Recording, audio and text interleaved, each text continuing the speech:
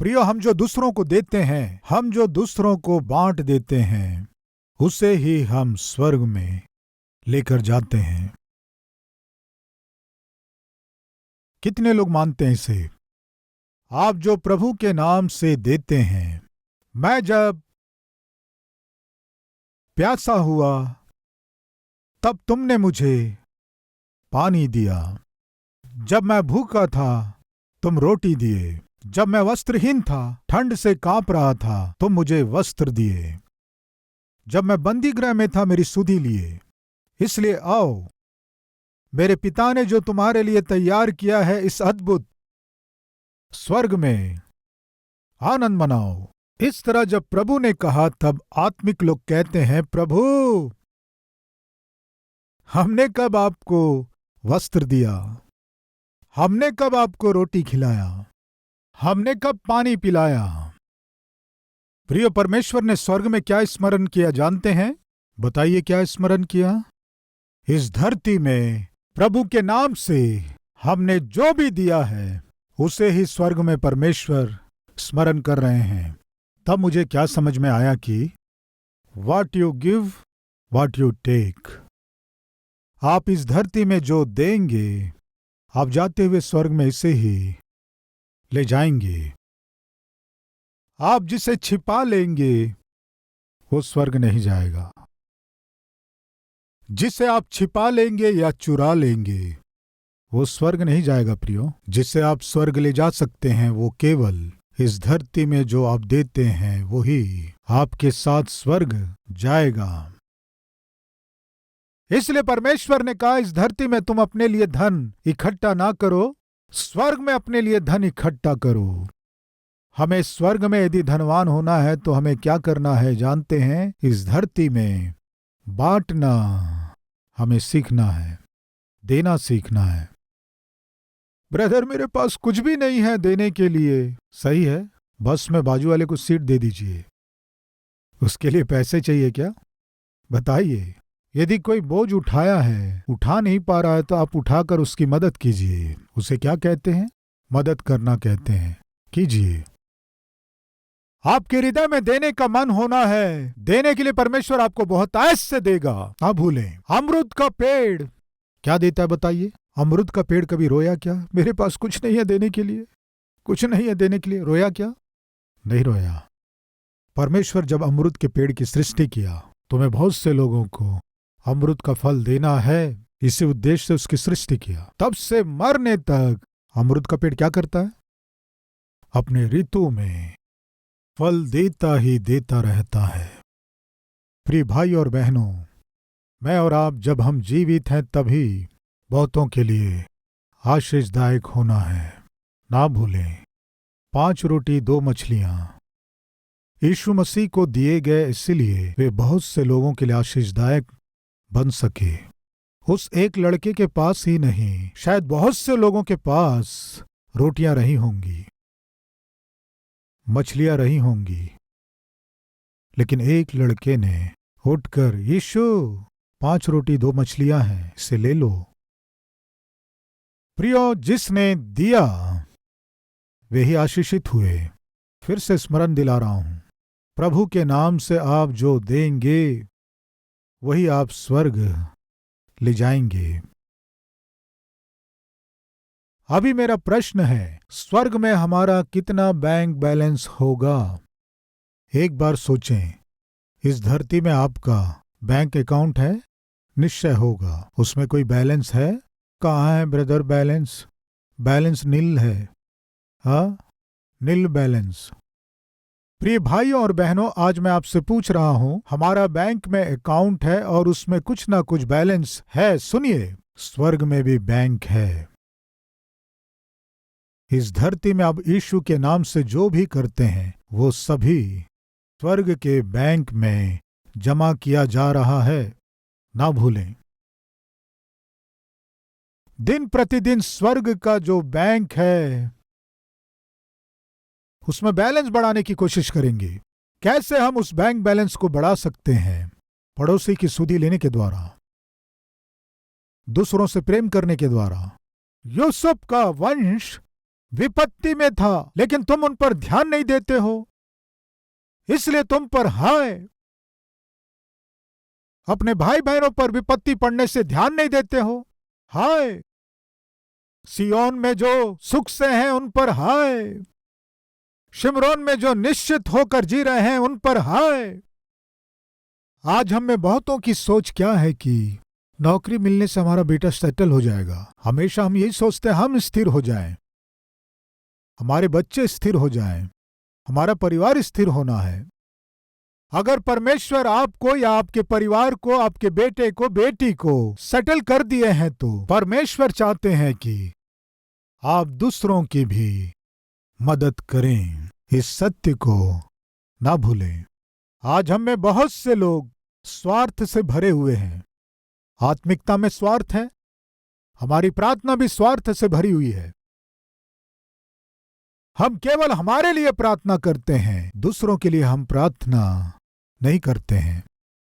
दूसरों के लिए हम प्रार्थना नहीं करते हैं। कुछ सहायता करने वाले आत्मिक लोग मुझसे बात करते हुए कहते हैं, क्या जानते हैं ब्रदर सतीश कुमार, आपके लिए प्रार्थना किए बिना हम एक दिन भी नहीं गुजारते हैं। यानी आपके लिए प्रार्थना किए बिना एक दिन भी नहीं गुजरता है। निश्चय आपके लिए प्रार्थना करते हैं। वे मेरे लिए क्यों प्रार्थना कर रहे हैं? प्रिय भाइयों बहनों, प्रेम करते हैं इसलिए। प्रार्थना करने के द्वारा क्या होता है? जब मैं आशीषित होता हूं, उस आशीष में कुछ भाग वे लोग भी जाने बिना शेयर करते हैं। आपके जीवन में दूसरों के लिए प्रार्थना करने के द्वारा वे जब आशीष पाते हैं, वे जब उन्नति करते हैं, उनके साथ आप भी उन्नति करते हैं। इसे ना भूलें। प्रार्थना में आंसुओं की प्रार्थना, करहाते हुए करने वाली प्रार्थना बहुत ही सामर्थी है। मैं आपसे बांटता आ रहा हूं। परमेश्वर कह रहे हैं, नगर में घृणित काम हो रहे हैं, लोग अपनी मनमर्जी से जी रहे हैं, इसलिए मैं दंड देने जा रहा हूं। दंड देने के पहले निश्चय तुम्हें कुछ लोगों के माथे पर चिन्ह लगाना है। बाइबल में चिन्ह लिखा है, हिब्रू में टाउ, TAU ये शब्द है। इसका अर्थ है क्रूस का चिन्ह। हमारे घर के बुजुर्ग, बड़े लोग सामान्यतः हमारे माथे पर क्रूस का चिन्ह लगाते हैं। नारियल तेल से क्रूस का चिन्ह लगाते हैं, या फिर तेल नहीं होने पर भी प्रार्थना करते समय क्रूस का चिन्ह लगाते हैं। परमेश्वर कह रहे हैं, इस नगर में मनमर्जी से जीने वालों को मैं दंड देने जा रहा हूं, लेकिन कुछ लोगों को मैं दंड नहीं दूंगा, दंड नहीं दे पाऊंगा। उन्हें मैं अलग करने जा रहा हूं। सबके साथ वे भी दंड ना पाएं। तुम्हें क्या करना है कि यहेजकेल की पुस्तक 9वां अध्याय 4वां वचन, और यहोवा ने उससे कहा, इस यरूशलेम नगर के भीतर इधर उधर जाकर जितने मनुष्य उन सब घृणित कामों के कारण जो उनमें किए जाते हैं, सांसें भरते और दुख के मारे चिल्लाते हैं, उनके माथों पर चिन्ह लगा दे। चिन्ह लगा दे, उनके माथों पर चिन्ह लगा दे। क्या है वो चिन्ह? ये सोचकर मैं जब दूसरे अनुवादों में देखा, कमेंट्रीज जब पढ़ा, वो चिन्ह क्रूस का चिन्ह है। लगा दे। क्यों चिल्लाने वालों के माथे पर चिन्ह लगाना है? आंसुओं के साथ जो प्रार्थना करते हैं उनके लिए एक विशेष चिन्ह है।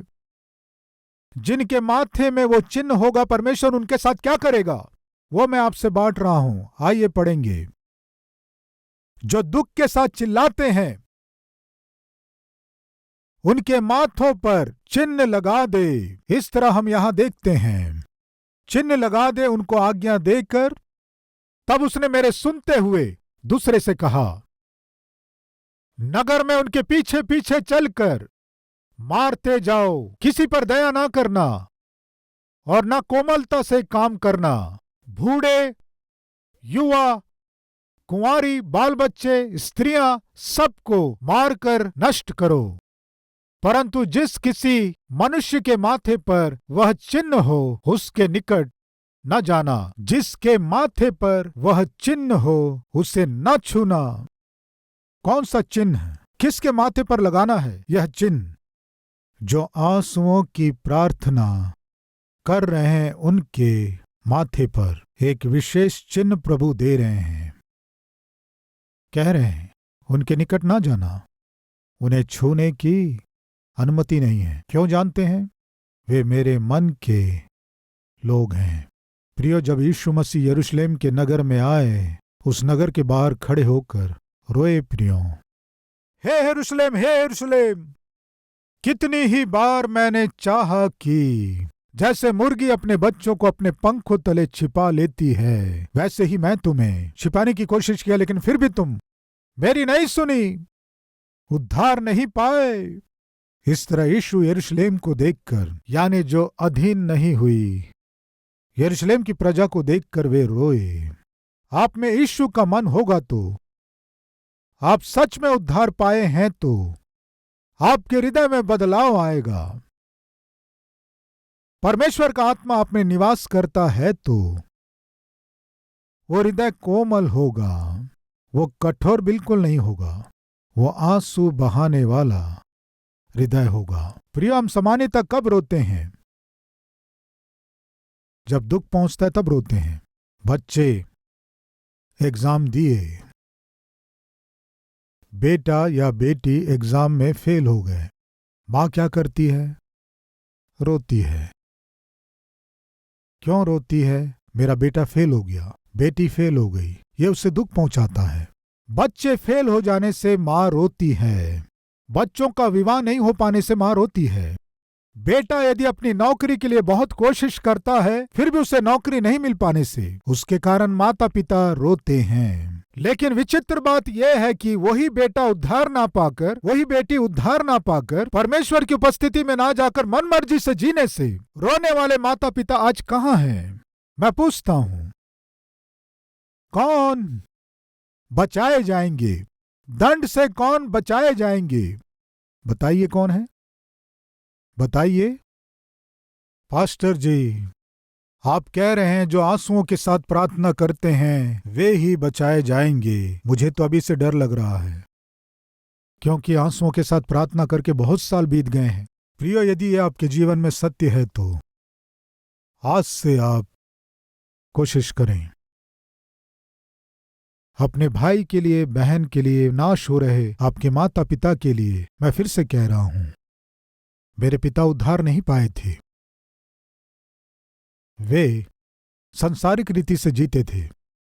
मैं एक स्टूडेंट के रूप में मैं हर बुधवार को मेरे पिताजी के लिए उपवास रहकर आंसुओं से प्रार्थना करता था। मेरी की गई प्रार्थना, आंसुओं की प्रार्थना, मेरे पिता को उद्धार में ले आई। आज मैं पूछता हूं, कितने भाई, कितनी बहनें इस बात को कह सकती हैं, मेरी आंसुओं की प्रार्थना उद्धार रहित मेरे पिता को उद्धार में ले आई। उद्धार ना पाई हुई मेरी मां को उद्धार में लेकर आई। मन मर्जी से जीने वाला मेरा बेटा मेरी आंसुओं की प्रार्थना के द्वारा बचाया गया। मेरी बेटी उद्धार पाई, मेरा पति उद्धार पा लिया, मेरी पत्नी उद्धार पा ली। मैं पूछता हूं, कितने लोग ये गवाही दे सकते हैं? प्रियो, एक मां जब उसका पुत्र बिगड़ रहा था, पाप में जी रहा था, दिन प्रतिदिन परमेश्वर से जब दूर होता जा रहा था, बहुत रोई, आंसू बहाई, रोते हुए प्रार्थना करती थी, आंसू बहाते हुए प्रार्थना किया करती थी। एक दिन रोते रोते उस कलीसिया का जो पास्टर था उनके पास आकर, पास्टर जी, मैं जितना प्रार्थना करती हूं उतना अधिक मेरा बेटा बिगड़ता जा रहा है, मेरा बेटा सच में उद्धार पाएगा क्या? इस तरह उस पास्टर से आंसू बहाते हुए पूछने से उस पास्टर ने कहा, मां, आप अपने बेटे के लिए कितना आंसू बहाकर प्रार्थना कर रही हैं, मैं देख रहा हूं। आप जैसे आंसू बहाकर प्रार्थना करने वाली मां की प्रार्थना नहीं सुनेंगे तो इस धरती में और किसी की प्रार्थना परमेश्वर नहीं सुनेंगे। हिम्मत से रहिए, आपके पुत्र को निश्चय परमेश्वर बचाएंगे। इस बात को सुनकर वो बहुत ही हिम्मत के साथ पुत्र के लिए आंसुओं के साथ प्रार्थना करती रही। एक दिन वो बेटा उद्धार पा लिया। जब वो उद्धार पाया, किसी ने उससे पूछा, तुम तो बहुत पापी व्यक्ति हो। हाँ, मैं बहुत पापी व्यक्ति हूं। तुम तो व्यभिचार में जिया करते थे, तुम तो बहुत ही बिगड़े हुए थे। हाँ, मैं व्यभिचार में जिया, बहुत पापी था, इस बात को मैं मान रहा हूं। तुम्हारे जैसा व्यक्ति कैसे उद्धार पा लिया? तुम्हारे जैसा व्यक्ति कैसे बचा लिया गया? तुम्हारे उद्धार का आधार क्या है? उस लड़के ने क्या उत्तर दिया जानते हैं? मेरे उद्धार का एक ही एक आधार है। मेरी मां के बहाए गए आंसुओं के बहाव में बहते हुए बहते हुए बहते हुए सिंहासन पर बैठे हुए मेरे प्रभु के चरणों के पास मैं पहुंचा, इसलिए मैं उद्धार पा लिया। वो कौन थे जानते हैं आप? Saint Augustine. बहुत पापी व्यक्ति था। वो इतना पापी था कि घर में काम करने वाली नौकरानी से ही पाप करता था। ये सब अपनी आंखों से देखकर वो मां रोई, आंसू बहाई बहाई बहाई बहाई बहाई। आज हमारे बीच कोई है क्या? मैं अपने बेटे के लिए, बेटी के लिए आंसू बहाते हुए प्रार्थना कर रही हूं। मेरा बेटा, मेरी बेटी उद्धार नहीं पा रहे हैं। असली में उद्धार पाएगा क्या? उद्धार पाएगी क्या? इस तरह यदि आज आप कह रहे हैं तो इस पूरे बाइबल को आप पढ़िए। आंसुओं के साथ की गई प्रार्थना कभी भी कहीं भी अनसुनी नहीं की गई। निश्चय परमेश्वर उत्तर दिया, निश्चय परमेश्वर उत्तर दिया। आपको भी उत्तर देने के लिए वे तैयार हैं। लेकिन प्रश्न है, आंसुओं के साथ प्रार्थना कर रहे हैं क्या? आपकी आंखों से आंसू बहकर कितना समय हो गया? आज भी यदि आप अपने लिए ही आंसू बहा रहे हैं तो दूसरों के लिए आंसू बहाने का दिन कब आएगा? हम में कुछ लोग आंसू बहा रहे हैं, ना नहीं कह रहा हूं, आपके लिए ही आप आंसू बहा रहे हैं। आपके बेरोजगारी की समस्या के लिए आंसू बहा रहे हैं, आपके बीमारी की समस्या के लिए आप आंसू बहा रहे हैं, आपका विवाह नहीं हो पाया इसलिए आप आंसू बहा रहे हैं, आपकी संतान नहीं हुई इसलिए आंसू बहा रहे हैं, आप केवल आपके लिए आंसू बहा रहे हैं। लेकिन दूसरों के लिए आंसू बहाकर प्रार्थना करने का समय कब आएगा? ये लोग कौन है जानते हैं? जिनके माथे पर चिन्ह लगाया गया वे कौन है जानते हैं? बताइए कौन है? नगर में हो रहे घृणित कामों के विषय में दुखी होकर चिल्लाकर प्रार्थना करने वाले। यानी अर्थ क्या है? नाश हो रही चारों ओर के समाज को देखकर आंसुओं के साथ प्रार्थना करने वालों को परमेश्वर विशेष रूप से पहचानेंगे, उनके माथे पर एक चिन्ह को लगाएंगे। आज हम में से कितने लोगों को मैं परमेश्वर के उस चिन्ह को चाहता हूं इस तरह कहने वाले हैं तो अपने हाथ दिखाएंगे? हाथ दिखाएंगे तो फिर आज हम एक निर्णय लेंगे क्या? सबसे पहले यरूशलेम, उसके बाद यहूदिया, उसके बाद सामरिया, उसके बाद पृथ्वी की छोर तक। सबसे पहले अपने परिवार के लोगों के लिए और उसके बाद रिश्तेदारों के लिए और उसके बाद मित्रों के लिए और उसके बाद नाश हो रहे अन्य जातियों के लिए आंसू बहाकर प्रार्थना करना। क्या हम इसे प्रारंभ करेंगे? हाँ कहने वाले मेरे साथ प्रार्थना करेंगे।